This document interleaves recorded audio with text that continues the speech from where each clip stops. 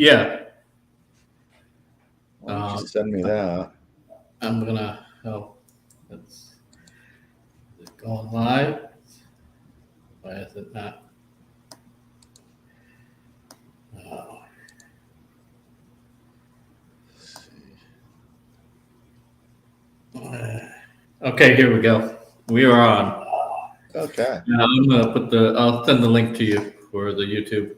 Okay. Okay, here we go. We are on. Okay. Now I'm gonna put the. I'll send the link to you for the YouTube. Just a second. Okay. Okay. Here So we are. today I'm joined by Griffith Morgan. We'll be talking about research methods, particularly regarding modern history. So let's get started. So your latest, I guess, big project was still the Secrets of Blackmore, right? Yeah, we did the movie. I forgot. I mean, it must have come out, 2019? We released it finally. It had been, or 2020 maybe was when we released it. Or about a year before COVID hit. Yeah, I have to do my whole my swag pitch right at the beginning of the show. Yeah, we released that. We'd done about 6.5 years of research and editing and videotaping interviews. And I really wasn't a documentary filmmaker. My big focus was I'm like sort of an abstract expressionist video artist guy that likes to make weird video art. And so stumbled on this idea of doing this documentary, and so I had to kind of bootstrap my ability as a researcher, which was kind of zero at that point. I mean, not much farther beyond like your college essay writing course sort of research ability, which isn't very advanced at all. I guess perhaps we start of a lot in history. Generally, we look at the secondary source historiography before we start diving into the archives to see what other people have done. And regarding your subject, I know there's been a number of secondary works published since about 2015. I think They Played the World, kind of playing small. At the world. Did you look at any of those? Was that were you part of the project, or did you just do all primary source material? It was kind of. I mean, I talked to John actually, and I mean, it's funny because he and I don't see eye to eye on certain research things, but I like John, and he's when I went to GaryCon, I hung out with him, and we were out in the smoker section puffing away together and talking about all kinds of things. And so he sent me a copy of his book. The problem was I didn't really want to kind of there was two approaches. There's sort of the book report type where we could have done a movie that's kind of like a book report on Playing at the World, or we could have done our own research and figured out if we could find anything else within all the information that's out there. Swag pitch thing first. I mean, one of the things we discovered was we were doing interviews with David McGarry and David Wesley and Ross Maker, and David disappeared for a little while, and he came back, and he had these interesting maps that he was like, yeah, I have this old dungeon, and so over time we figured out that this was actually the remnants, Xerox copies of what was considered a lost dungeon. And so we did publish a book on the Lost Dungeons of Thomas board, which is it's actually a playable game dungeon with a lot of like history and stuff in there. But we're doing that right now. I'm just doing my product pitch because that's how we pay for the movie. You can go to secretsofblackmore.com and order a copy. We're doing a second printing. They're all hardbound copies. But there were kind of two approaches. A lot of people were saying, you should work with Peterson. John was also already working with some other film crews, I think. I'm not sure. And I kind of was the big thing that I was seeing was that nobody was really talking about what role playing is, and so making the movie involves sort of trying to figure out what role playing was essentially. Um, and so the main thing that I noticed was that you have this game. It's called Dungeons and Dragons. This was something I wanted to talk to you about the first time we tried to do this, actually, when we had sort of a disaster. It wasn't a total disaster. We had technical difficulties. Yeah, it just the audio was not good. Um, it was hard to follow. Anyway, the big question was like, what you have sort of a thesis question when you're working on a piece, even if you may not know what it is at first. As you get into it, you sort of realize that there's like one key question to the whole story that you're working on within a history, I think. And in the case of Secrets of Blackmore, it really was like, what is role playing? And so I looked at it. It just seemed interesting that we have people were doing all this research and they were studying the rules and they were finding fragments of sets of rules. And so they were sort of relating the role playing game to rules. And it became really clear that the rules had nothing to do with it because you have thousands of role playing games out there and each of them has different rules, right? And so it was clear the rules had nothing to do with role playing and that the core of the whole thing was the role playing, what I call it the role play method. Rob Kuntz refers to it as the game engine. I like calling it that too. It is the role playing game engine. And so once it was clear we weren't talking about specific codified rules and that we were really looking at something that it's sort of this, it's very ephemeral because it exists as a it's something that happens in the moment when you do the thing, and it's really you can't write down how to do the thing in any specific manner. All you can do is write. All the games have a description of play where they show what the exchange between the referee and the players is like, and that's the game. That's teaching you how to use the game engine, and then you use the rules with the game engine. But that was kind of like the key. That was the key thing. That was the once I started to get a feel for what that was, and that there was something within that. That's what gave the whole impetus for the story of the movie, right there. Okay. So you didn't really look at the secondary sources before plowing into the primary sources, is what I'm getting. Well, what do you mean by secondary sources? Like history? Secondary source would be a source based upon primary sources. So generally in I mean, history like we have, Peterson's book, or I mean, there's yeah, like, yeah, what is it? Robin Schick. I have a copy. I think it's Robin Schick. yeah, He has or a even book. something like Jeffro Johnson's Appendix N is a Yeah, secondary when did source. that come out, though?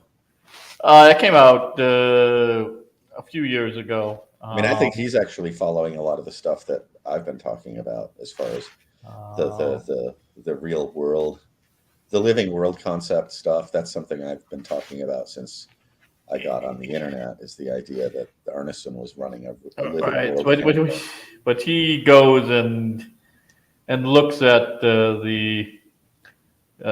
mostly swords and sorcery, starting back in the 30s with people Um, like Robert E. Howard and yeah, but the ones that are listed in the back of the Dungeon Master's Guide by Gygax. So right.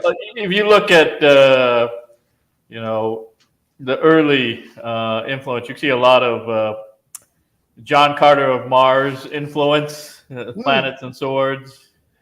I don't know what my camera is trying to do now. Um, Um, it's doing. This is great. you Maybe got I a need strobe to play light. some electronic music. So this is hilarious. Um, yeah, I didn't really do that. There's secondary sources. I don't agree with a lot of them. Okay. Um, I think it's interesting. Like, people are trying to make these connections between things to try to gain understanding. but I don't see the connections being strong enough in certain cases to really warrant pursuing that. My Well, whole thing, a lot of times historians will uh, specifically include secondary sources because they disagree with them. They say, look, these people just said this, this, and this, and they're all wrong. I went and looked at the primary sources, and here's why I'm right. right. Well, yeah, I probably do that. I don't know. I mean, you're saying like with your work you were looking at secondary sources first, so you're reading other people's histories on the time period, Yeah. and So getting sort of the a broad overview. historiography to find out like what is the consensus, what has been the history of the history, as it were, historiography. Right. So Um, the third chapter of my book is what do I call it? you should hold up Literature your book. review and historiography. So where I go through and say this is what has been written and published, but I include collections of documents, which are kind of primary and a half sources, like Right. 1.5. So this is what. So I go through. I have a selection of Russian, German, and English language sources that I go through and say this is what's in it and critique it, what's missing, what any mistakes and whatnot. So Right. that's in there as part of the uh, beginning as to how the book is what the book is based upon, and then the chapter before that is on the primary sources from the archives and the interviews. How far back are these interviews going with your thing that you've got? I interviewed people in 2010 in Kyrgyzstan, and they were mostly, of course, quite old even then. Uh, so they were at that time mostly in their 70s and 80s. So I suspect that a Okay. lot of them have since died. At that time, because the women have longer longevity than men, Hmm. there was a significant gender imbalance. Yeah, So of the 8 people I successfully interviewed, that's a 6 were pretty good. women That's impressive, though. and 2 were men. Um, Allow me to drink while it's my turn to speak here. We'll take a little break here. No, I mean that's interesting because that's kind of what I had was it was kind of a mix. I mean, the first source that I had read that was sort of talking about the history of D&D was Dave Arneson's first fantasy campaign, and he published that. And that's it. I mean, that's an interesting manuscript because he was used to having an editor that would work with him, and he would produce masses of material. And so he sort of left it up to an editor to organize it and make it a little bit more palatable. He wasn't a great writer, I don't think. He was a genius in his own way, but as far as expressing his genius, he wasn't very good at it, either in interviews or in written form. And so, and he was also really wary once that came out in 77. So there was no real lawsuit to prevent him from saying anything he wanted to say. But especially after about 85, I think I think it was 80. I forgot what the year was that he sued TSR. Might have been earlier. I'm bad with dates, but he sued TSR and Gary Gygax, and part of the settlement was a non-disclosure agreement. And so he always, for the rest of his life, he stuck to that. So it was sort of like he became a non-source in regard to how D&D came about and what he thought about it. On a certain level, he just wasn't going to say anything more because he was making a lot of money off of TSR because he was getting 5% of every D&D anything that came out. If it said D&D on it, he got 5% of the cover price, right? Or maybe it was reduced to net profit instead of gross. But where was I going with that? Yeah, so First Fantasy Campaign is a really interesting resource, and it's a weird resource because there's a lot of stuff in there that people are not aware of how significant it is. there are a couple things that I found in there that I've never seen anybody else comment about, and they really relate more to just Arneson's. Well, one of them relates to his personal life. The other thing relates to him sort of coding a reference to Strategos, which was Totten, which is the primary source they used in order to develop the idea of role playing. And so it was. I mean, we were literally, and I was literally in the final edit and of the movie when I stumbled across the page where there's a citation for Totten. There's paraphrasing of Wesley's paraphrasing of Totten, and so he's really just pointing like, yeah, it all begins with Totten, right? And that was the premise. That was kind of what came out of all the interviews. They were like, the guys and everybody in the interviews was like, yeah, we found Strategos, had some weird ideas in it. That's what we used. So that would be kind of like a strange secondary source because it's coming from a primary source, Arneson, but it's sort of his history of his Blackmore campaign. But I had started with that, and then there was Peterson's book. Peterson sent me his book. I never read the whole thing. I would often use it as a way to challenge my assertions. So if I came up with an assertion about something and I said, well, I think, I don't know, whatever rule comes from this game or whatever, I would then look it up in his book and see what he was saying about it, just to see what he, if he was, if we were in agreement or in contradiction on that. But I didn't, the movie really doesn't cover, whereas Peterson's book is very specifically covering, like we don't really cover the same thing. A lot of it was just research stuff for my own purposes that doesn't end up in the movie. So, it's hard to, like there are hardly any citations in the movie because there's nothing to cite because what we're talking about is the role playing and we're not talking about the rules really. Yeah. So, I mean, it was different, and then organizing. I mean, that's the thing I kind of was hoping we'd talk about too, is like, how do you organize all this stuff? Because I'm sure you got an incredible amount of material together when you were working on your book.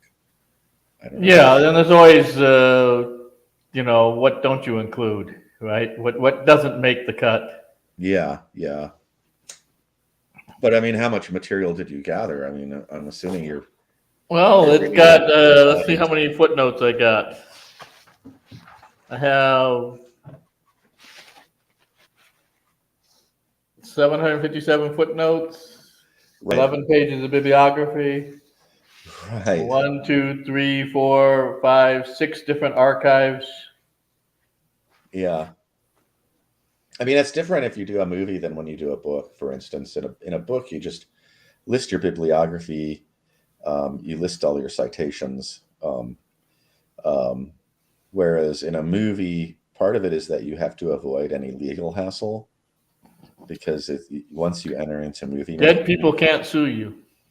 yeah, but dead people's properties, especially if you're doing fairly recent history in the past 100 years, have been passed on to other people who own those properties, and so they can be they can get really sticky about how you're using their IP in your IP. And so we had to do. I have a list of, God, what is it? I forgot how many there are there, but anything that appears on screen as like a non-interview, like we own that interview footage item in an animation, in a still.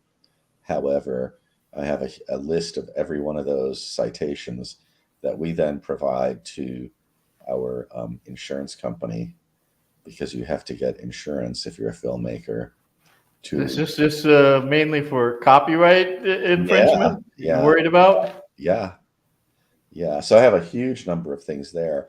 But as far as organizing it for the movie, um, um, I don't know. It was really hard. Like we had so much stuff. It's hard. It's difficult to explain to people. I talk to a lot of gamers that are online that are sort of independent researchers. I mean, we're all amateurs. I'm an independent researcher. I'm not a professional. I don't have a degree or anything.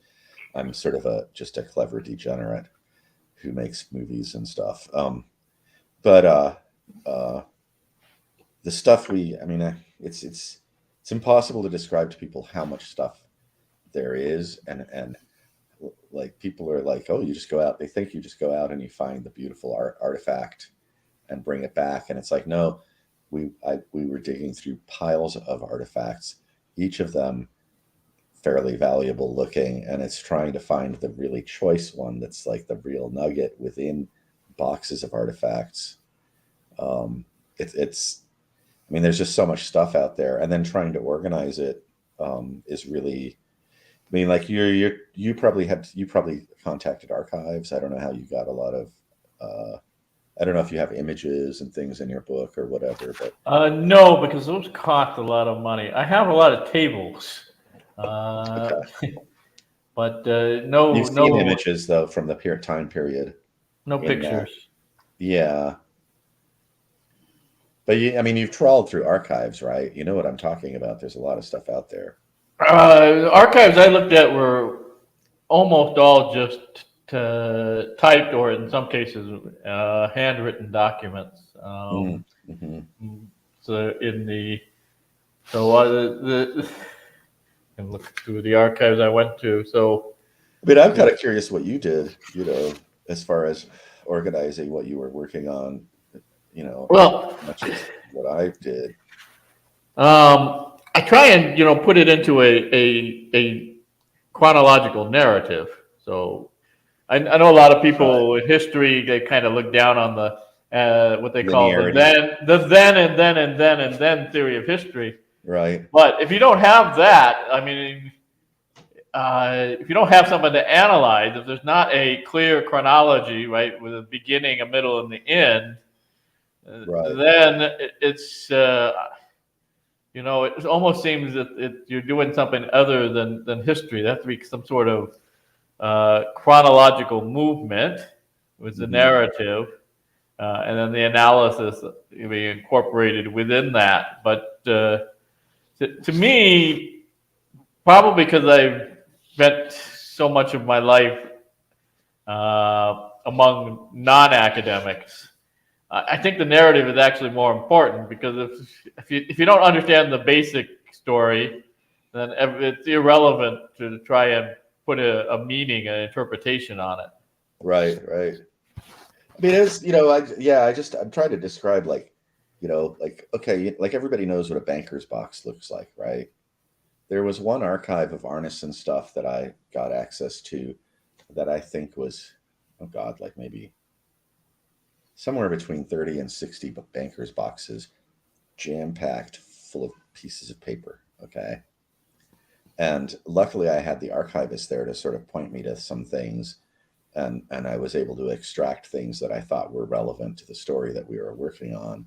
Um, but there's so much stuff that a lot of it hadn't actually been photographed by the archivists themselves. They just had a database of, it was literally like you'd go through the database and you'd like Arneson, some of them were like Piggly Wiggly receipt, you know, and it would tell you what box, and then you'd find out which items it was between, and it was squashed between two items that you could locate. And sure enough, there's an envelope with a Piggly Wiggly receipt. Other things were more relevant.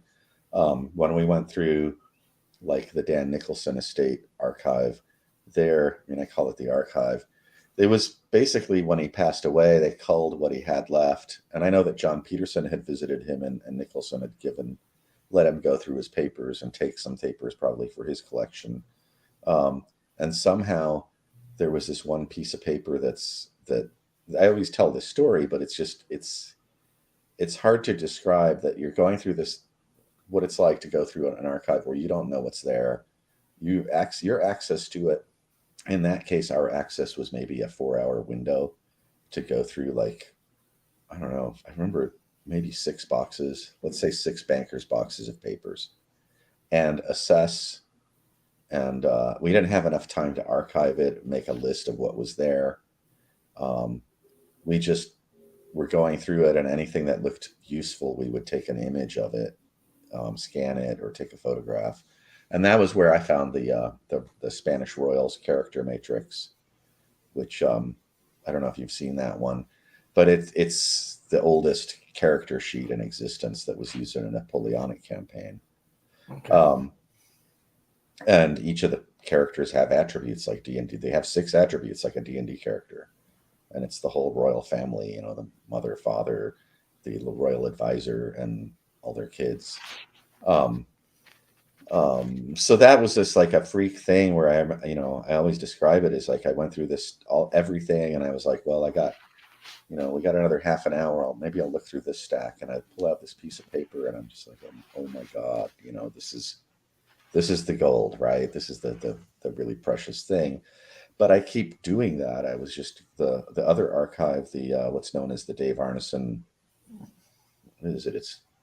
I forgot what the name is, but it's a large archive of Arneson material that came out of his storage container, that was rental container that was sold off after he passed away, that the family lost track of.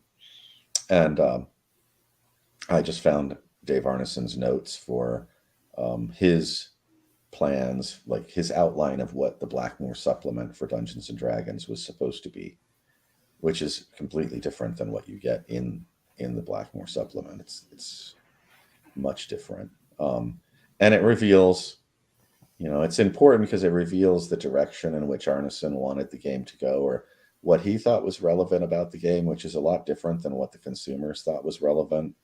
And that's a bit of you see that in a lot of games or in any product. A company owner they'll have hubris about, like, I own a tea shop, right, and I serve sandwiches and tea. This is a local example, but people come in and they say, well, don't you have any coffee? And I'm like, well, I don't do coffee because I'm a tea shop, and it's We like, call well, it a chaihana. right, but in America, people like to have coffee with their lunch, or their brunch. And so you're just losing customers by not having a coffee brewer, your Bonomatic coffee brewer in the corner. And it's a little bit of hubris on the part of the person designing the cafe. And the same thing with the game designers, with Gary and Dave. I mean, Dave really expected people to do things that he was interested in, which were not really like mainstream game ideas. His idea of the living world, where you have people operating as rulers of domains, and so they're doing budgets and they're moving troops on a strategic map, and there's a grand war like in the Lord of the Rings going on. And then you also have people that are playing these little people that are running around trying to locate magic swords and things that might help in the war. um, that doesn't come through in the game, and there's stuff about that in AD&D, but I think that Gary just threw it in there as just more junk. I don't Gary never ran a campaign like that after the Castle and Crusade Society, as far as I know. Like, Greyhawk was never a domain-based game, whereas Blackmoor had been, and Arneson kept his players focused on that by occasionally having the Egg of Coot invade Blackmoor Town or other places.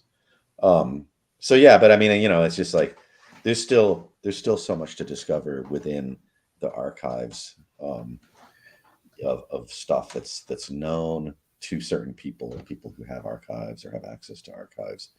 There's just tons of stuff that's still gonna blow people's minds as far as the research is concerned. I don't think we're done yet, you know. So Okay. Um, let's see. Did you ever talk to Ward before he passed away? Ward, The guy who did Gamma World. What was it? he's still alive. Oh, is he? I thought he was. Oh I no, thought he's still alive. He just published. He just wrote. I mean, he's working with Justin Lanasa and crew, Oh, okay. and they're publishing stuff out of the Dungeon Hobby Shop Museum, and they have a game company. I believe it's called TSR. And I mean, if you look online, there's a lot of drama around that. But I think that they're doing kind of old school stuff. It's kind of interesting. Okay. Um, I guess I was premature in pronouncing yeah, him dead. yeah. But anyway, there's just a ton of stuff out there. So that's why when we talked about doing the show, I was like, let's talk about research, because my problem with doing the movie was that I was working as I was kind of my own archivist, my own uh, historian, my own writer, and so I was kind of doing like 5 people's jobs in one. And the archive that I have of artifacts isn't very well archived. Since I bought like an archival photo box, and I've started to just slide everything I can into archival photo sleeves, like Mylar sleeves, to protect it. I'm not, that's not my specialty. I mean, that was like when you're doing a film, I suppose maybe that's the difference, is if you're looking online at digital archives, you don't have to do, people have already done all the work for you of scanning the material and making it available to you. I don't know if you had any physical archives you had access to. Yes, well, here, let me go through. So for the Bishkek archives, I went there in person and looked at them and photocopied them. Hamburg, the archives are the personal archives of Dominic Holman. So they were controlled by his daughter, Ida Okay. Bender. But those had been translated actually into English Oh, good. out of Portland, and they were provided to me by I believe, a cousin of Ida Bender, Professor William M. Wiest. So with that stuff, it was already. Did you get to look at the actual like physical documents, or were you looking at scans? I had the original copies of the original in that. Okay. Well, in Bishkek, I got to look at the actual archive. But in Bishkek, the archives that I could look at were extremely limited because they had reclassified everything that had been classified under Stalin as secret and top secret, secret and top secret again.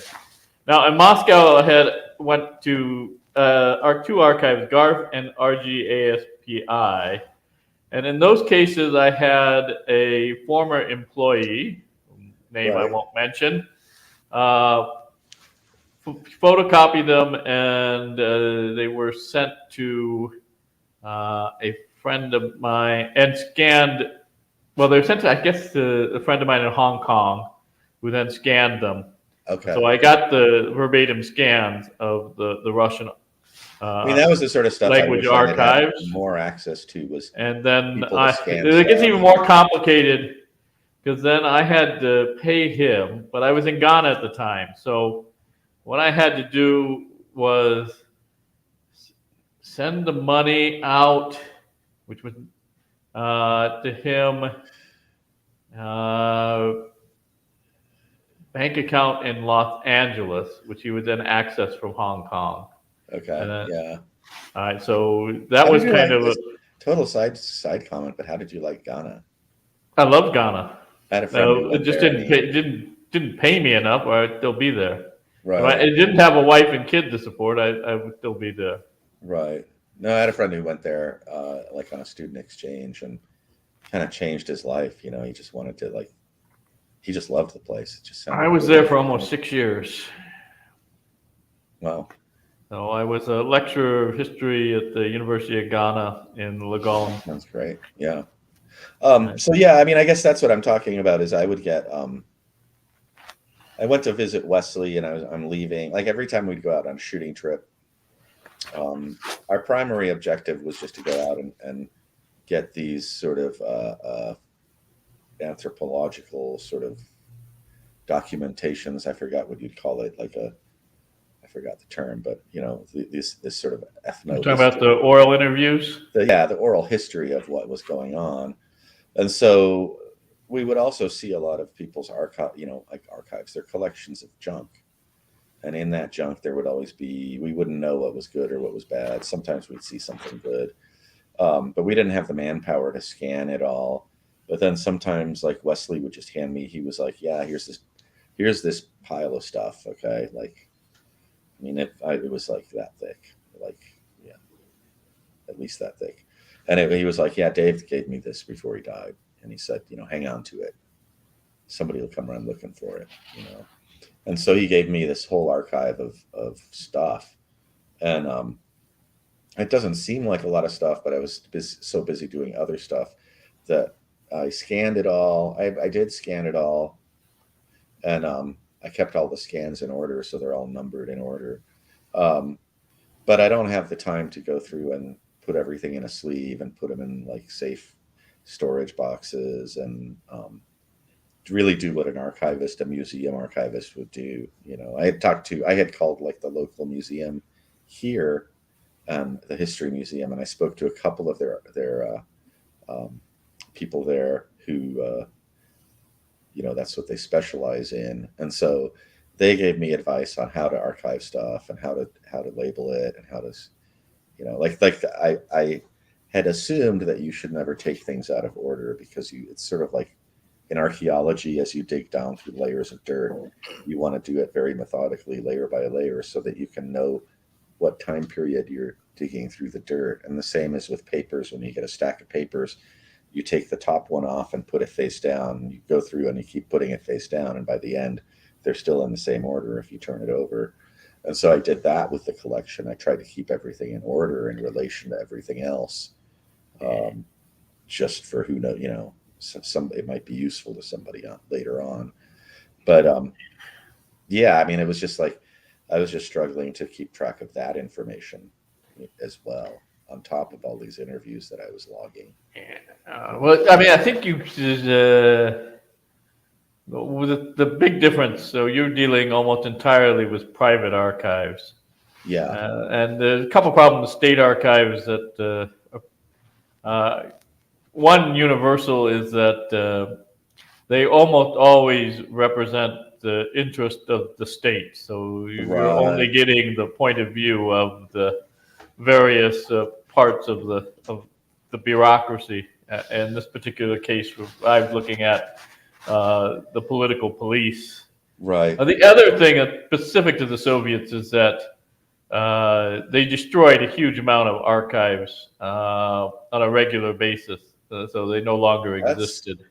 Well, that's the same thing with like what I got. Like, my example is like unintentional destruction of archives. Well, this was intentional destruction. Yeah, that was intentional. I mean, but it's the same end result. You find these gaps where you don't know what could have been there. So every time you find, like I told you, finding that sheet of paper of Dave Arneson's outline for what he thought the Blackmore supplement should be, was. Well, what did he think it should be? Well, I've been keeping it a little bit really under wraps, but it has like a section just off the top of my head. One thing he talked about in game design that he felt was sort of a flaw in Dungeons and Dragons was the idea that characters accumulate lots of hit dice and hit points.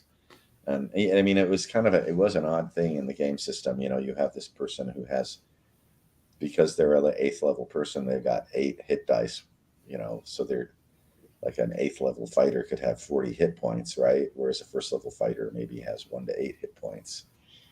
In original D&D, 1 to 2 to 7. So his idea, one of the things he talked about was the idea that you would have less hit points, but you would be harder to hit. Yeah, stuff like that. I mean, there's just like a brief mention. It's just like, more, I forgot how he says it, but it's in his language, less hits, but he uses this contracted language around hit points and hits, which right there, that's another Arneson thing that people argue about endlessly, is like, what does he mean by when he talks about a hit, or when he's talking about chops, what is he talking about in terms of that very specific word? But yeah, he wanted to have that. He wanted to have there was that. I'm trying to think what else was in there just off the top of my head. There was a whole section where he wanted to redo what had been poorly done in the original Dungeons and Dragons, which was the naval and aerial combat. He wanted to republish those systems more completely in the Blackmore supplement, and I don't believe there's anything about that in Blackmore supplement. And he also wanted to add in, there was a whole section about just running the campaign as a military campaign, where you have players that are operating as rulers of small domains, and they have annual budgets. And they must assault the Temple of the Frog. Yeah. Well, I mean, the Blackmore supplement was just a complete disaster the way it came about. it's interesting that it has the one thing that's in there, because Tim Kask didn't really edit Arneson's work very much. Um, he published The Temple of the Frog almost verbatim the way Arneson had presented it, and so that's sort of wonderful now. But at the time, I think it might have been a little bit frustrating to Arneson to see all this other stuff that he had wanted to put in there get redacted, and it wasn't, it wasn't really his book. Um, what else was in there? Yeah, there were like 10 points on it. I just have it on another hard drive, which I shut down actually before we did this interview. But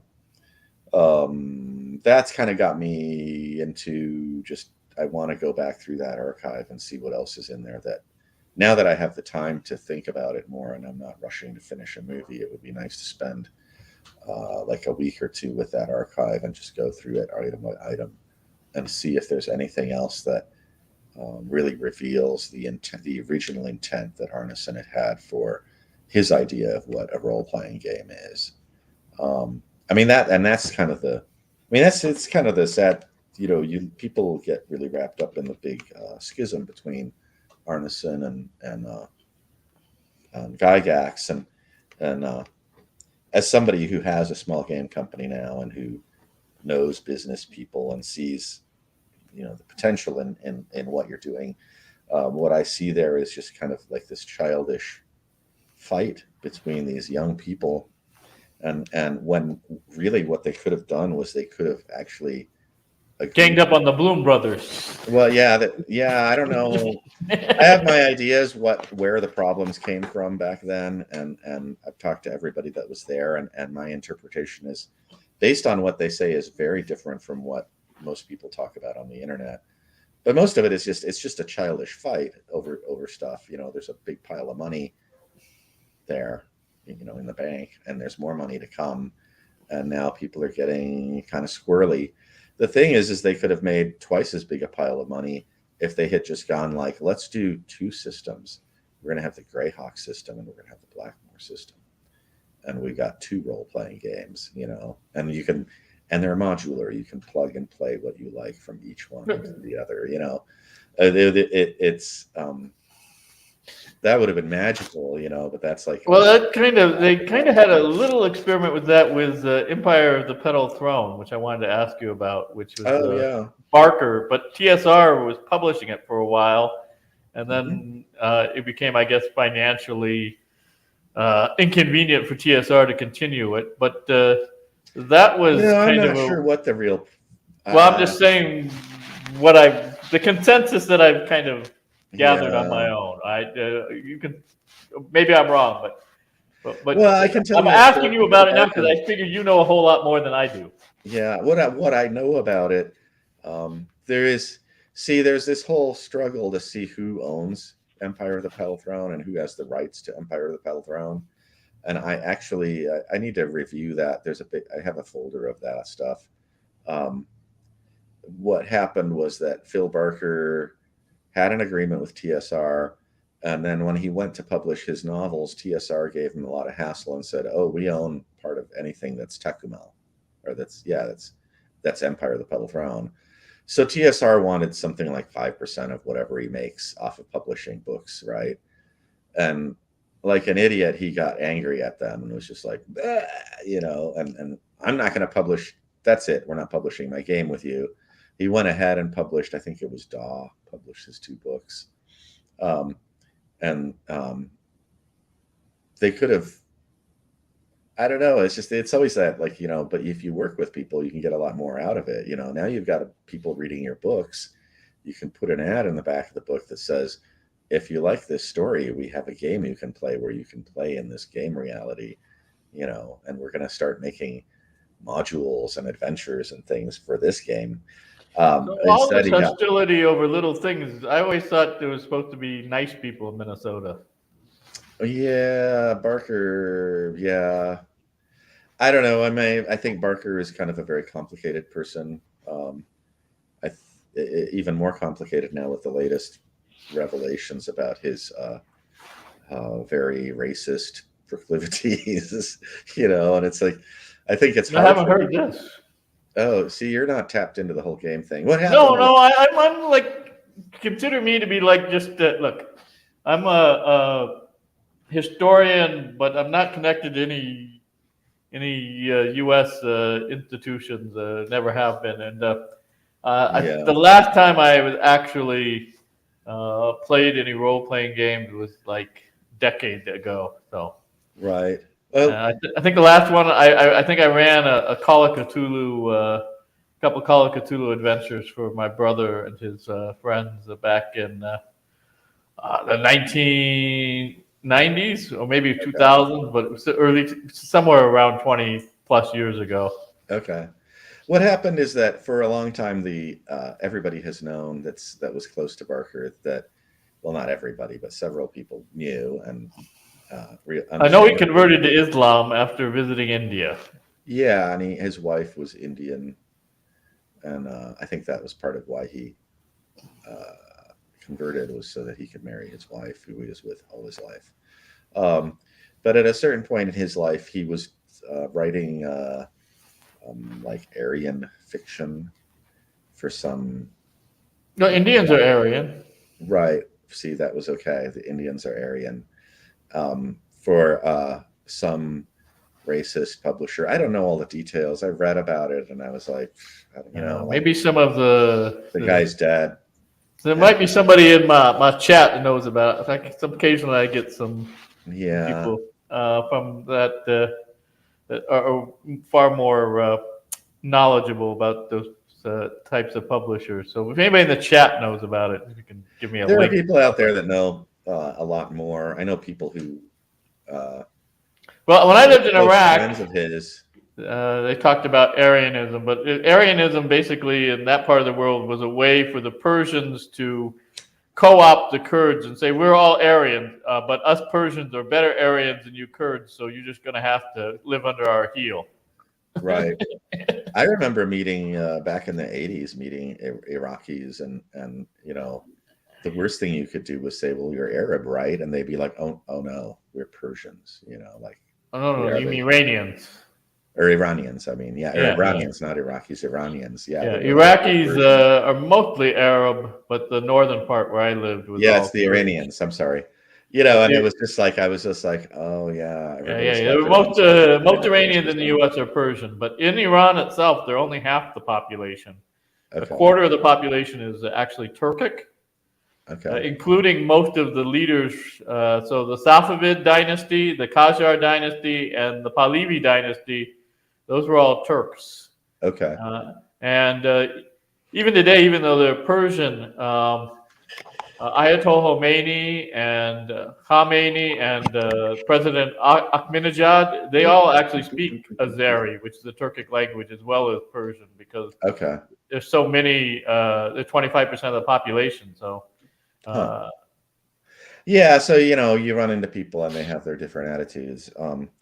So with the Barker thing, it just came out that they found somebody got into their archive or revealed that in their archive there were receipts for him getting paid by this like uh, white supremacist publisher to write sort of like, I don't know, like romantic novels about white pride or something. somebody, give me the name of the publisher. There aren't that And you many. can find it. I mean, if you Google, just Oh, hit let me Google, see if I can. M.A.R. Barker, white supremacy books, literature, or something, racist books. Yeah, You'll get, everybody went after it, and I'm just like, the guy's dead, I don't. he's dead, but Ward is still alive. See, this is how out of it I am.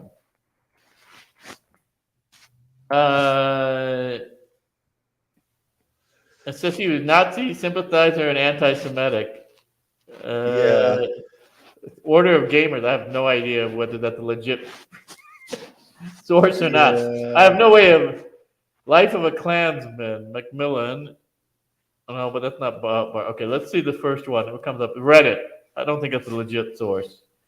I mean, the people who were close to him, I saw something by Karen A. Bacall online, Okay, this And is he was like, Esoteric Order of Gamers. I have no idea, but it says there's a statement regarding M.A.R. Barker. yeah, it just went everywhere. You probably, yay, we got somebody else to go after. Guy's dead, It's like, I mean, if you really want to go after somebody, go after Hitler. He's dead. Serpent's Walk. you know. An anti-Semitic novel published under the pseudonym in 1991. Yeah. Yeah. Professor Barker's affiliation with the Journal of Historical Review. I do know what the Journal of Historical Review is. Yeah. But I'm not sure what a fantasy novel would have to do with World I War don't II know. revisionism. Yeah. Well, yeah, I don't know. It's really vague here. It doesn't I'm say. not really interested in it, Like Well, I'm finding this fascinating because it's not actually about gaming. It's about the meta politics. right. Right. All right. Well, I mean, what are you gonna do? But it doesn't say what he wrote in Serpent's Walk that was anti-Semitic. So it's just a very vague here. I don't go to anything that is, I do not read stuff like that. I don't hang out in places like that. And then finding out that Barker's writing stuff like that, I'm not even going to read it. It's just like, no, that's okay, Phil. That's, All right. It says here it was an alt history novel with a U.S. Nazi as the central character. Supposed to be similar to The Man in the High Castle, which is, I believe, 1963 by Philip K. Dick. Okay. I've read that not that long ago. That's a great read. I read it in the 80s because they said that the first Philip K. Dick novel you should start with, even though it wasn't obviously his first one.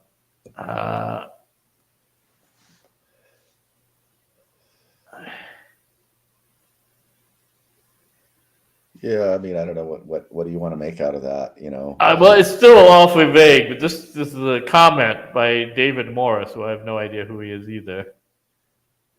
The thing is that most of those sites that you're going to go to are going to be people going like, "Oh, that's a bad person." And it's like, well, yeah, kind of, you're kind of a jerk. Okay. Well, it does say that, but it doesn't say exactly what he did that with. I mean, they don't as I said, it's vague. They don't go look at the primary source, so they don't even really know how bad or whatever it is. It says here that allegedly he was on the editorial board of the Journal of Historical Review. Now, I know a little bit about the Journal of Historical Review, which was out of Southern California. It was run by a guy who's still around, Mark Weber. Right, and they're like a group of historians that are just. It's a journal. It's a history journal, right? Or was it something else? It's a revisionist journal. It's basically revisionism of World War II, a lot of revisionism on the Holocaust. Trying to say that the Holocaust didn't happen. Well, they don't no longer say that. They say that certain elements of it have been exaggerated, but it's not a very well known or I would say widely read publication. Right. Put it that way. But it's been around for about 40 years. Okay. Yeah, I don't know. That sounds kind of odd, But there was, like, for instance, a scandal. It was a young guy who had an article on the role of the Condor Legion in Spain published in it. And the article itself wasn't anything controversial. But he got in big trouble because I guess he didn't realize the reputation of the journal. And so when it got published in there, everybody went after him. Right. Well, yeah, we could, I don't know what there is to say about the Barker thing. We can, all I can say is if you want to know more about Phil Barker and what he was doing, go to there's Kirane Bakal has a forum. You can go talk to Kirane there on his forum. But this is taking an unexpected turn because I was just thinking about his relationship with TSR and the kind of the Yeah. intellectual kind of diversion that it had that was quite different than the kind of medieval kind of Tolkien-esque, Right. game settings. His was very much drawing from Central America and South Asia and other non-European settings.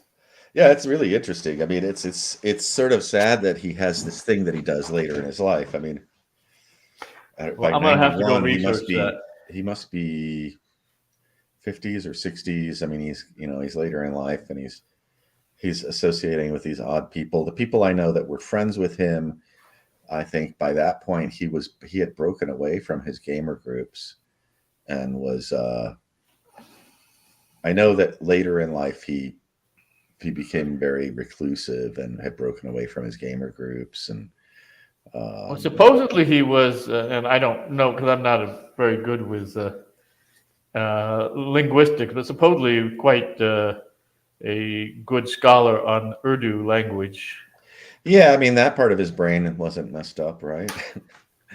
I don't know. I mean, I can't speak for him. It's my thing is, Unfortunately, he's dead, so I can't get him on the show. yeah, it would be interesting to get him on the show. Mark Weber is still alive. All the I don't think he would come on my show, but I don't know. Yeah, it's difficult for the people who knew him because they probably weren't aware of those viewpoints. And then when they were playing Tecumel, you're talking about a game that's simulating a very old culture, and so you are going to have unpleasant social issues in an old culture because there is no enlightenment. We're in we're in another place, and people have different. I mean, good stories come out of bad situations, right? I mean, if you look at history, like history is all about you want to write a history, find a bad situation. There you've got a great source for a good story for history. Yeah. Maybe I could just this would be my next project. The intersection of historical revisionism And gaming. gaming and fantasy. Because actually a lot of the older in the 30s, fantasy writers were quite, let's say, not politically correct on their views of race. Yeah, People like H.P. Lovecraft and Robert E. Howard. So it's not totally out of the realm that I could put together something. yeah.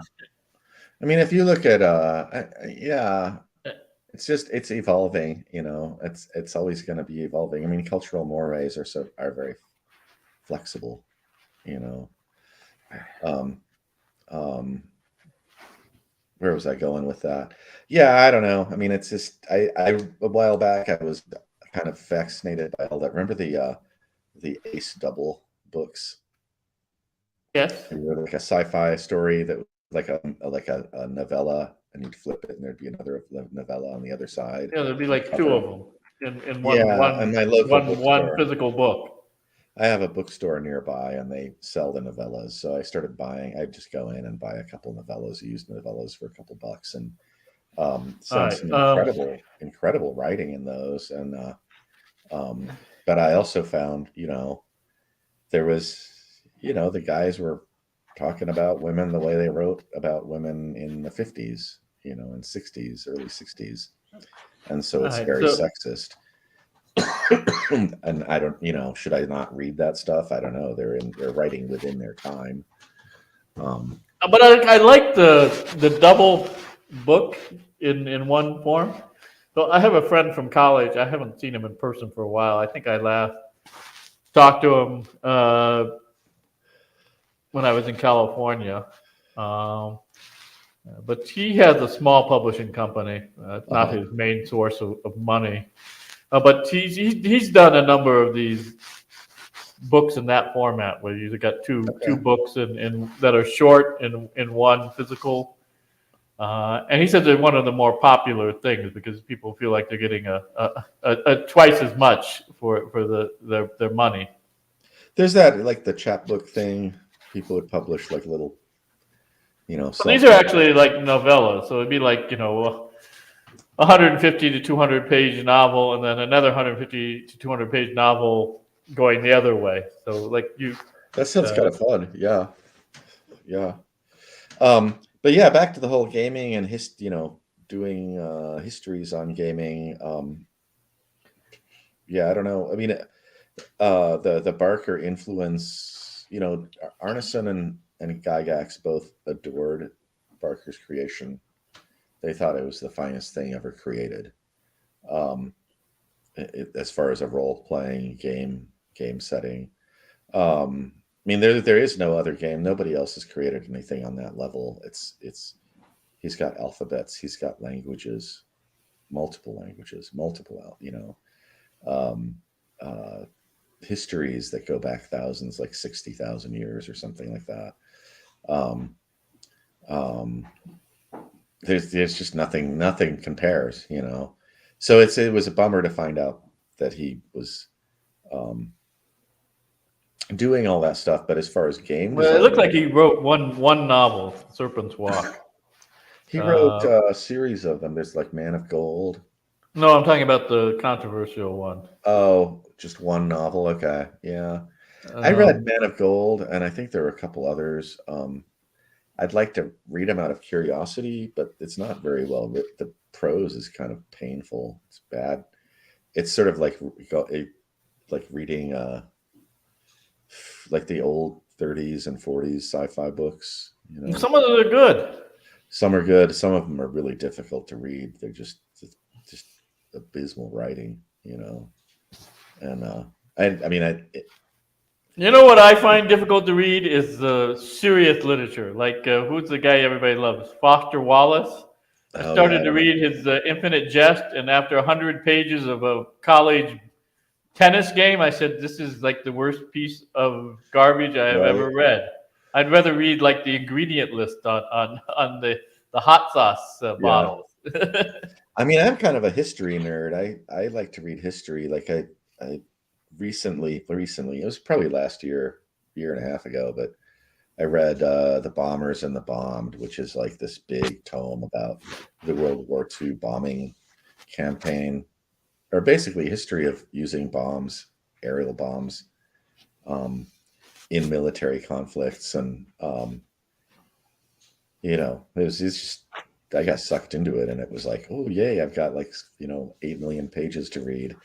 So this is only 300 pages. Oh, that one's the entire history an afternoon of ethnic Germans in the Russian Empire and Soviet Union in one short little work here.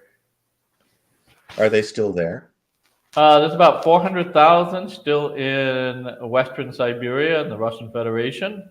Particularly in Altai Krai, they resurrected one of the old Mennonite territories, Halbstadt, and there's another territory that's new in Omsk, Kosovo for Germans. Okay. And then there's still about 180,000 Germans in Kazakhstan, mostly in the northwest or outside the capital. The burning question is going to be like, are they all Nazis? No. These were they settled there in the 18th and 19th centuries. So they're proto-Nazis. They were. Wait, the 18th and they're proto-Nazis. Quite a few actually fought against the Nazis from June to August before they were removed from the Red Army and put in labor camps. About 33,000. The only ones that were working with the Nazis really were either emigres that left in the time of the Bolshevik Revolution, people like Karl Stumpf, who was very important in the earlier history, writing the early history of the group in the 18th and 19th century in Germany and the U.S., and Georg Leibrandt. And also a little area, it's Transnistria outside of Moldova. And it was a SS commando called Sonderkommando R, or Sonderkommando Russland, which was originally formed by Himmler because the Romanian allies decided to rob and pillage and loot the German villages in Ukraine when they came across them. And when Himmler found out, he was furious and put all of the ethnic Germans under Romanian control, under the direct control and protection of the SS. But there was this one Russian German, a Black Sea German SS unit that was responsible for the shooting about 25,000 Jews at Bogdanova camp, uh, Nice officially guys. officially to prevent them from spreading typhus to the outside area. But almost all these men had most of their families killed by the communists. So when they were interviewed later, why they did it, none of them said it was to stop the spread of typhus. They said it was revenge for Jewish communists Right. killing their families during the Stalin era. Right. Yeah, it's got the things over there are really messy, and they do brutal things, or they did back then. Um, Apparently, they're still doing them today, but we don't need to go into that subject. Um, um, yeah. Anyway, like you wanted to know about Barker and his world setting and stuff. I mean, the big thing with Barker is that he's deriving. There are people who want to claim that Barker like did things role playing games before Arneson and company, and I just don't buy it. There's no evidence for it, and it's just like there's so much gamer mythology. I mean, that was the big thing with doing the movie was just overcoming all the gamer mythology that was out there. The story itself is interesting enough without having any of that mythology in there. Um, Like but the mythology that the what was it? I heard that the beholder was invented by Gygax because he was stoned out of his mind at a discotheque and saw the disco ball after doing too much coke, booze, and Yeah, other drugs. well, I'm sure that that part happened, but it happened later, and it's pretty well documented that Terry Kuntz was the one who invented the beholder. Oh, I still like that the disco ball is the model for the beholder. I mean, you think about it, like Terry Kuntz, here's a guy, I think he was probably 16 when he created the beholder, right? And if he had a nickel, if he had a penny for every time somebody made an image of a beholder or wrote about a beholder, the commodity's been, TSR owned his creation from the start, and it has gone on, and now it's been sold to Wizards of the Coast, and Wizards of the Coast is I mean, they put beholders everywhere, right? And he doesn't see a penny from any of that. They're making money off of his little genius moment as a 16-year-old. It's kind of shameful. And he doesn't, his name isn't even on it. Nobody even knows that Terry Kuntz created the beholder for the most part, except for the conoscenti. But yeah, I don't know what else to say. I just wanted to finish up with the Barker thing. I mean, the big influence with the Barker thing was it's pretty clear that he based his game on Dungeons and Dragons. There are Dungeons and Dragons tropes in there, and it's pretty clear that he was talking to Arneson, and so there's stuff in there that I think comes from Arneson directly. And so it's kind of it's another divergence, but it's being fueled both by D&D. I mean, he was working on it, I think, pretty early. It might have been, I don't know. I bet he is ruminating on it. He shows up in the Twin Cities in like 73, I think August of 73, if I remember correctly. So and then he ends up being the head of their game club at the university. And he's talking to all these kids that are going to school there that are in the game club because they all know him because he's an Ancients Miniatures guy. I think he was by then anyway. I don't know that much about Barker. I wanted to do more research on him, but there's only so much you can cover. But it's like, yeah, he had this thing that he was using to create, that he'd come up with as a child, that he wanted to write fantasy novels for, which was this this sci-fi future apocalyptic society on a planet that's stuck in its own little pocket universe away from everybody else. And so then the minute he saw role playing, he was like, oh wow, I can use that, and I can start running games with that. And I think that the books may be based on the adventures of his players, or there's a correlation between what the storylines in his books are and the storylines of his players playing in his game are. It doesn't usually work well. I've noticed that most of the attempts to make novels out of adventures don't work real well as literature. Well, I don't think that any of the like Gary and Dave and Barker, I don't think they really stuck to the rules they had for their own role playing games very tightly, and so they would just if it served their story, they would just introduce something, and it would just follow its own reason, and it wouldn't necessarily have to be the D&D rules for that. Um, yeah, I don't think they were that stuck on their own games. I mean, I don't think that the I know that like the Tecumel guys, they ended up being teleported back in. Arneson started playing with them. I want to say maybe around 77. He went back to the Twin Cities after leaving TSR, and he started gaming with Barker, and he and Barker had this.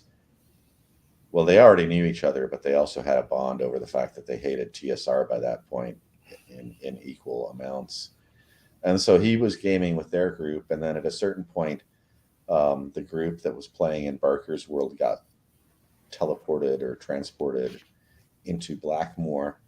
And the story I get is that they were used to Phil, who was a really nice DM, and their characters were like, after 3 or 4 years of playing, their characters had reached like 7th or 8th level or something like that, and they were powerful and they were alive. And now they were going to Dave Arneson's Blackmore, where characters die like flies, and they knew that. And now their dungeon master was Arneson, and these high level characters they'd spent years developing were all going to die, and they were just like terrified, because Arneson was a much more brutal dungeon master than Barker was. So there, those two worlds are connected. I mean, that's the other thing. All the original Greyhawk is connected to Blackmore. Tecumel is connected to Blackmore. Thus, Greyhawk is connected to Tecumel. They were all considered sort of part of the same thing. But yeah, I don't know. Rules wise, it's. What's with the color scheme? Brownstein, Greyhawk, Blackmore. I It's asked all Wes, these uh, it's like a game tradition. Wesley talked about it in one of the interviews. There were other games that predate. how come their no game. bright colors? How come no rainbow Yeah. planet? Yeah, Rainbow Stein. Rainbow. Well, I think we got a seller. We're going to play Rainbow Stein. I want Lavender Stein. Like it smells good. Lavender oil everywhere. It'd be wonderful. And actually, where did I see the lavender field? It was Queensland, Australia. There was miles and miles of lavender fields. I was in France when I was a kid in Provence, and they grow the lavender there. And that was my first encounter with lavender fields and lavender oil, and I was just like, wow, this is amazing stuff. But yeah, I don't know. I think it's a tradition in gaming to have those kind of names for games. If you go back, you'll find a lot of other games that have these 2-word names. And so they just, I don't know, it's catchier, than one word. Stein wouldn't be very. Rock. You live on the rock. Braunstein. Yeah, and I don't know. Oh, Brownstein just means brown rock. That's not very exciting. Right, and a stone, or brownstone. I mean, it's Brownstein, Brownstone, Texas, Blackmore, Greyhawk. It's. But no bright colors. It's like no Grunwald. Right. Or, I don't know. Sparkle. Rotafana. There we go. You have a planet Rotafana. Yeah, they don't have it. There actually is a village still in Kyrgyzstan, Rotafana. It's the only, I think, German village left, but it doesn't have very many people. I don't know. I mean, you'll have to ask the guys why they didn't use prettier colors. I mean, I think they're into war games. They're not going to, maybe like, Crimson Stein Or yeah, Rothstein. but you see it in there's probably like now there are games that have these two-word traditional names that probably have other colors. You know, that I should probably just like trademark Purple Stein or something like that. Purple color will be mine. Nobody can make a game called Purple Stein. You got me onto something here. What else did you want to talk about? I mean, we talked a little bit about the difficulties of research. Well, I suppose, I mean, a lot of what I deal with in the 2 chapters on sources is the problems of using them specifically in the context of researching ethnic Germans in the Soviet Union. Mhm. But I remember, I'm not sure if you know who he is. He's fairly famous. He's a Dutch origin, but he's a historian of modern China, Frank Dakota. He was my Oh, professor for methods when I did my master's. okay. So he taught methods in Asian and African history at the School of Oriental and African Studies when I was there before he went to Hong Kong. And he said, I'm going to do some oral history about modern China, but I'm hesitant to do it because I know they're going to lie to me. Right, right. Yeah, yeah. I mean, people do I've got interviews where people lie to me, and I know they're lying to me because they have certain agendas and such. Um, And they're not even like threatened with going to a labor camp like guys in no, China. they So. just want to get revenge on people they don't like. You Oh, know. again, this petty fighting. I thought people from Minnesota were supposed to be nice. I've only been to Minnesota Well, once. the petty fighting in Minnesota isn't very strong, but you get down to Lake Geneva. The whole thing between Lake Geneva and Oh, it's Minnesota. all Wisconsin people. Is it the cheeseheads? Yeah. Well, you got to look at like Gary and company. Like, I mean, Well, who else was from Wisconsin other than Gygax? Rob Kuntz and I forgot who else it was. One of the other guys. They I were met working at like a Knudsen steel. once at OrcCon back in the 80s Who's in that? Anaheim. Kuntz or Gary? Who did you meet? No, Knudsen I met, not Gary. Oh, um. Anyway, they are like really working class guys. Like Rob was talking about. He got a job at a like a place where they're spinning metal on on lathes, and Gary was totally broke and he needed money, so Gary came down, and basically Gary's job as the new guy was just to haul 50-pound chunks of steel around and hand them off to people that are going to spin them into something else. And he said, Rob said that Gary lasted about a day there, and he couldn't do it. It was just too hard, physically demanding. So all these guys are kind of, I mean, there's a real difference between the two groups. For the most part, the Twin Cities guys are all college students. Um, and then you go down to Lake Geneva, and it's not a university town. It's this sleepy sort of. It's like a suburb of Chicago, if anything. It's like where people go in the summertime with their families to go swimming and fishing and hunting and whatever.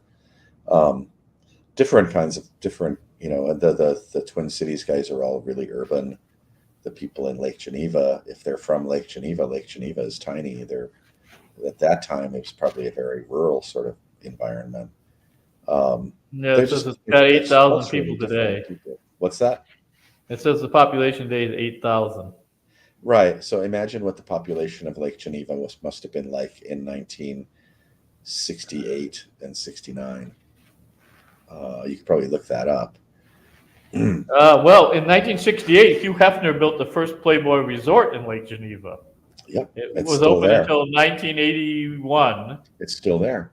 That's where they hold Gary It Con. was converted to Americana Resort and then Grand Geneva Resort. So it's no longer associated with Playboy.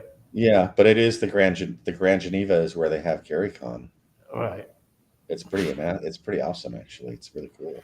There are bunnies in there? No more bunnies. The bunnies are outside and they're like about this big and furry and little. They hop around. Uh, Yeah, it looks but like a nice place. yeah, it's a wonderful place.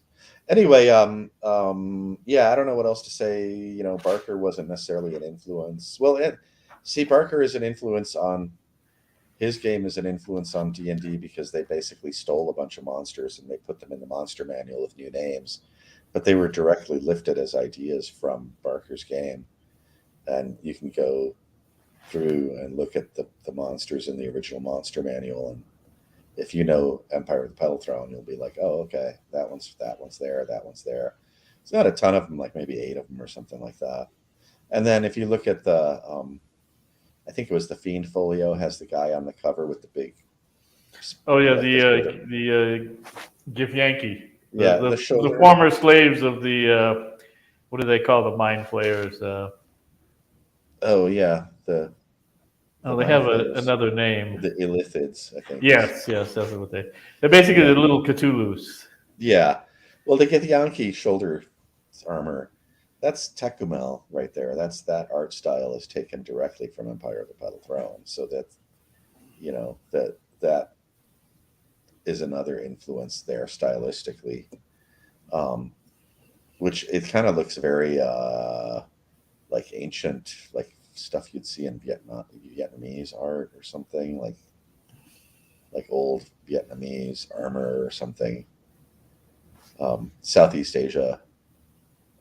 I don't know if you've looked at like drawings of like Uh, armor from their sort of medieval stage. Um, don't know. oh, okay. Anyway, so there's all this cross referencing going on. Um, anyway, yeah, I don't know. I mean, talking about sources, I guess that's the difference for me was I just had to like hunker down and overlook the fact that I was being a really sloppy archivist and a really sloppy, on a lot of levels, a really sloppy researcher because I realized that the only thing that mattered was making a movie. And so I kept the real reference point was always the movie interviews, and what people were saying in the interviews. And so I just tried to follow what they were saying. Um, and for the most part, it seemed to all fit together, and the artifacts I was finding supported what they said. Even later, finding out like there would be times when I did interviews and it just seemed like what they were saying didn't make sense. But then I would go later. I went through and I realized that they were sort of rewriting the history in my head anyway of how things fit together because what they were describing made much more sense than anything that was out there already. Or that there were gaps in the history that nobody seemed to want to talk about. The one I keep talking about is the fact that Gary Gygax didn't know how to be a dungeon master. Well, he doesn't figure it out on his own. He had to go to the Twin Cities and play with Arneson and his group to learn how to be a dungeon master, and then he did do that. Um, I have one person who says he did that, and there's just, and I have enough evidence. I have another person that said that he didn't know how, after seeing Arneson play a game, he didn't know how to run a game. And so there's only one way for him to learn how to do it. He has to sit down with Arneson and watch what Arneson is doing to figure out how to be a dungeon master. Um, and that kind of goes against the mythology of Gary Gygax as a genius, and he came up with the stuff out of his own head. Yeah, but that's not nearly as cool as Magic the happened. mythology of the disco ball becoming the beholder. Yeah, yeah. Hmm. Yeah, I don't know. I think Gary had a fun time when he was out in LA. He had a multi-million dollar company bankrolling his house and his lifestyle, and all he did was get this like cheesy cartoon series that was playing in the 90s, I think, or late 80s or 90s or something like that. I mean, he didn't. Was the 80s. Was it the 80s? Yeah, I remember seeing it on TV and just being like, oh my god, By the that's so. 90s, pretty much TSR had completely destroyed itself. No, that's true. 85, it died. 85, he's no longer with it, I think. Um, What And else? I mean, then it gets taken over by Wizards of the Coast a little bit later. But I mean, this is the reason why you have, you know, the attempt to overhaul AD&D, which doesn't work real well, and then Pathfinder becomes more popular. right. As far as like, I mean, like with your how do historians make money? Like, are they just college professors, or do they? I don't know. I mean, I'm not talking I about don't. millions I of got no dollars, but it's money. like, Well, I mean, I have a little bit of money I've saved up, but if anybody'd like to give me money, I'd take it. But if you want to buy well, I my mean, like, do you book, sell your book? Do you sell like yeah. a But I little? mean, I get 5% off the copy of the book, so I get $2.05 off of each copy after the first 100. The first 100, I don't even get any money for. Oh, okay. You're with So a publisher then? I have a publisher. It's a pretty good publisher. It's out of Germany called Ibiden Verlag. And the distributor is Columbia University Press for the United States. If you go to their Okay. website, maybe I'll edit this and put the uh, link down here. But yeah, I mean, this is like my fourth published book, but I've never made a lot of money off of writing. I don't think it's possible in today's age for most people to make any amount of money off of writing. It's a Right. pretty limited number of people. Yeah. Well, and there's people like the big sellers, like, the more I find out that they don't even write their own books. It's just their name on the cover and the editor Well, writes. some of them, yes, that's true. But Yeah. ghostwriting's been around for a while. I mean, it used to be a lot of writers made their money from ghostwriting. So, I mean, Harlan Ellison probably wrote more books for other people than he wrote for himself. Hmm. Yeah. And then, so, but I mean, it's uh, book writing, journalism, academia, all of these types of professions that used to be viable in the 20th century kind of collapsed near the end of the 20th century. Right. Yeah. No, I'm just curious because we're like doing the movie. We've had a lot of trouble with distribution and stuff, and and one of the things I ran into a lot of when before we had the movie out, people were like, "Oh my God, once the gamers hear about this, they're gonna like be all over it, right? And you're gonna like sell all." I'm like, I hope so because we spent a lot of money making the movie out of our own So pockets. you've like made like a fortune? No, we haven't paid for the movie yet. Um, and so like one of the things that I see in the gaming culture is this whole like mythology of like the gamer community and grassroots support, and everybody's like a game designer and they all cheer each other on Twitter and stuff. But I don't see people really helping other people promote their stuff. So I'm always like, yeah, if you want to support the project, if you rent the movie and you like it, go, tell 10 of your friends to go watch it, or post about it on your Facebook or on your social media, because I mean, that's what we had hoped would happen, but apparently things don't work that way. And um, I don't know. I would tell anybody that wants to be an independent filmmaker to maybe just get a job at McDonald's or something. It's a lot more lucrative. Oh yeah, I may end up doing that. I mean, Or a historian. I've got it. Well, I've got a job application for Starbucks that I filled out that's sitting on my desk here. But Really? I was working, as I said, teaching middle school, which paid okay, and the benefits were pretty good. But oh my God, dealing with 12 and 13-year-olds, I wouldn't want to do it. I spent literally 5 hours a day. Sit down, sit down, sit down. It was just nonstop. I had a job There briefly was like working no with way kids. to transfer any knowledge, and like Yeah. even the most basic stuff. I mean, like, Yeah. okay, who was Hernando Cortez, right? Or who was Juan de Onate, right? So I couldn't even get him like to know the big name. Hernando I Cortez didn't he invent the burrito or something like that? oh, he conquered I've been in Mexico his City. house. I've But been in his house down in Mexico, the big one, the ruin. So I figured, okay, I'll be kind of creative. All right, I'll do for Black History Month. I'll do the 9th and 10th Colored Cavalry, the Buffalo Soldiers, and their war against the Apaches. All right. Right. So I figure I'll start, and I got permission from the principal. I'll start with the song by Bob Marley, right? Because that's like Yeah. fairly true to the history and the lyrics. I mean, it's obviously some poetic license, but it's good enough for seventh graders, right? To start with, right? Right. After 2 weeks, they still didn't know who the hell Bob Marley was or who the hell the Buffalo Soldiers were. Oh well. Yeah. Yeah. I don't know what to tell you. I mean, well, it's strange. I mean, I was a horrible student too, but then I was lucky enough to live in a house with a lot of books, and so I just picked up my parents' bookshelves. I just went through my parents' bookshelves and started reading all their I histories don't about. think kids today read books at all. Yeah. I was reading like Will Durant when I was a 12, like a 16-year-old. The internet has pretty much reduced that. It's reduced it all. And they just don't have the attention span. I mean, I'm reading the comments in the side, and they're pretty funny actually.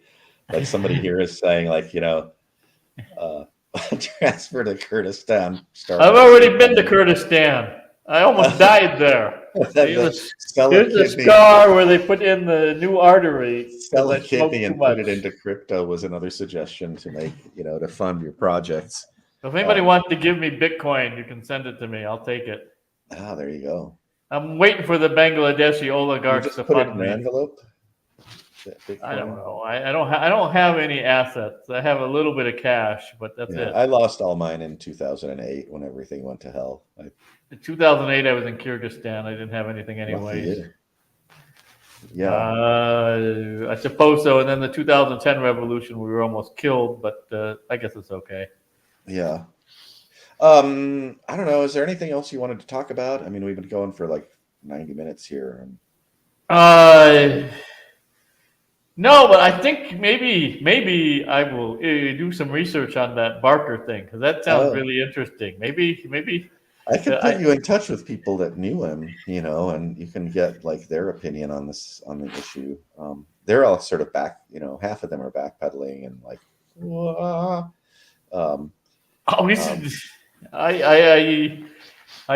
it looks like he wrote one novel under a pseudonym, but yeah. But I'll have to go look into that. But what was the pseudonym? Let me go look at it. It's not anything close to his real name. Oh. Randolph B. Culverhall. I think that everybody should start writing under that name. Randolph Z. It's like an initial. I don't know what it stands for. The Z. Yeah, I don't know. It's on the Goodreads here. Goodreads. It's got a high rank, 3.5 stars. Shirt or something like that. That's ridiculous. Not a bad book. Good fiction. Would also be good for someone who is open and learning. It's a little on the weak side philosophically and very weak on the Jewish problem. Jordan makes them out to be just another bad group, but not special, really. Oh my god. Yeah. So this is some white supremacist reviewing it. No, I don't know. This is Goodreads. The guy's name is Greg Paulson. It's on Goodreads. Yeah, this is Goodreads. This is the reviews on Goodreads.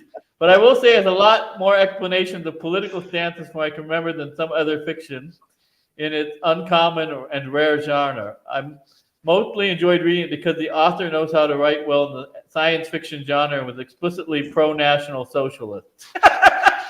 My biggest criticism would be the cover, which makes it look like a young adult book.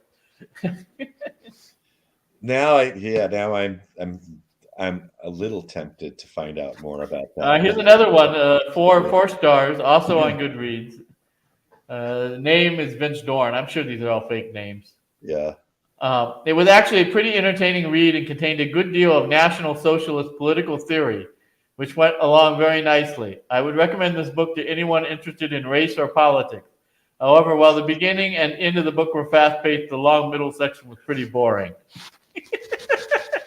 Oh my God. I mean, that's a way you want to entertain your friends. Read reviews of M.A.R. Barker's Now the cover of it has got book. like three guys in like, you know, like the space armor from Module S3, Okay. and one of them's got like looks like some sort of version of an AR-15, and then there's an iron cross with a swastika in the middle of it. It says 2049 in the bottom, but that looks like, with the swastika in the middle of the iron cross with the date, that looks like a Finnish military grave. Oh, well, there you have it. All righty. Well, I guess you can go off and research Barker's literary experiment. And I'm going to keep digging through all these archives of. I want you to make a movie out of his life, and that would be the end part. Yeah. That'll be a winner. Why not? Sink another $100,000 into the life story of what's his name again? Something Z. Oh, Randolph D. Claverhall. Claverhall. That's the pseudonym he used. Yes, the life and times of Randolph Z. Claverhall. Yeah, we're gonna go to work on that. We'll be yeah. I'm sure that once the word gets out that we're working on it, agents will be knocking on our door. Well, now that I've read the description, it Randall seems C. a lot more Claverhall. interesting than before, because it looks like it's an attempt to provide some sort of modernization in an American context for National Socialism, which I've never thought of as being really applicable outside of Germany in the 30s and 40s. So it would be interesting to see how he kind of tackles that. Kind of like putting the square peg in the round hole, kind of like Shiite Islam. Yeah. How do we make an 8th century religion and system of law work for the 21st century? I don't know. I guess you just go to work on it, right? Yeah. All righty. Well, I think we've done it. You know, right. You finally had me back, and we talked about it.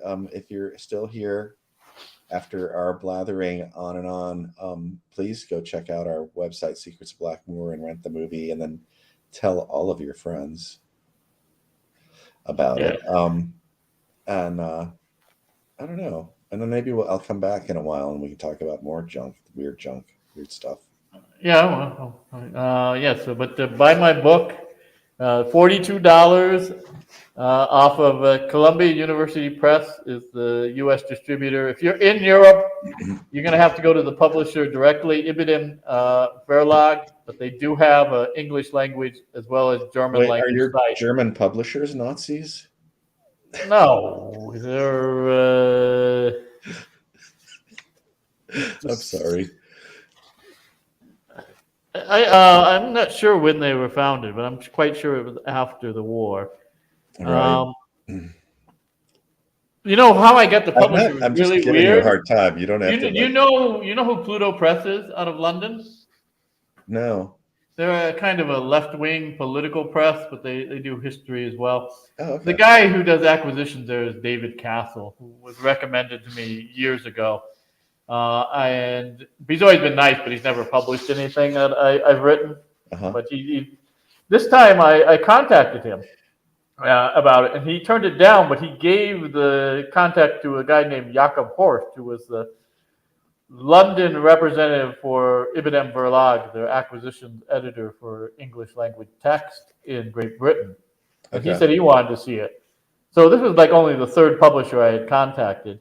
And I got this unsolicited email from Jakob Horst, and he said he wanted to see it. And then after I sent the proposal, he said we'd like to publish it.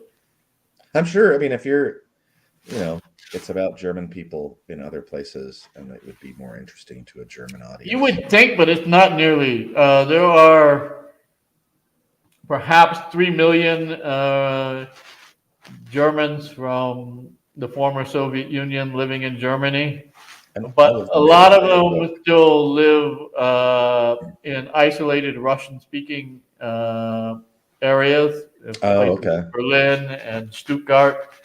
Really? And there's a lot of political conflict between them and the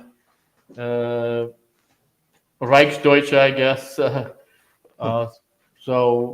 instance, almost all of the Germans from Russia uh, are supporters of parties like Alternative für Deutschland. Most of them are sympathetic to the government in Moscow under Putin because they Interesting. have so many cultural connections, and a lot of them still have family among the 400,000 still in Siberia, go back and forth. So only time you like ever see is in the 28th of August, which is the day of the Soviet deportation decree. Every single political party in Germany, from Die Linke all the way through to Alternative für Deutschland, but obviously the CDU and the SPD will make a big deal about remembering the deportation. But other than that, it doesn't come up that often. Okay. Huh. All righty. Well, shall we call it a night? Yeah. All right. Thanks for having me on. All right. Bye. You're welcome. All right. Now let's All right. get out of here and broadcast.